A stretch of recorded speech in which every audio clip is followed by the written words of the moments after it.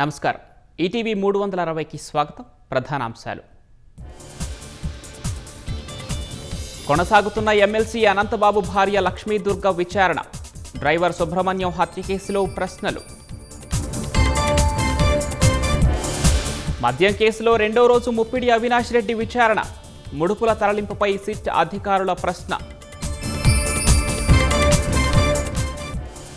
రెండేళ్లలో మున్సిపాలిటీలోని ప్రతి ఇంటికి తాగునీరు అందిస్తాం.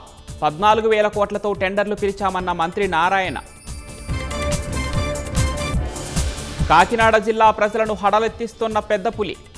బౌరువాక కొండ ప్రాంతంలో గాలిస్తున్న హనుమాన్ బృందాలు. హోర్ముజ్ నుంచి భారత్కు చేరుకున్న మరో నౌక. 46,500 మెట్రిక్ టన్నుల ఎల్పీజీతో గుజరాత్ పోర్టుకు రాక. ఆఫ్ఘన్పై పాకిస్తాన్ దాడిని ఖండించిన భారత్.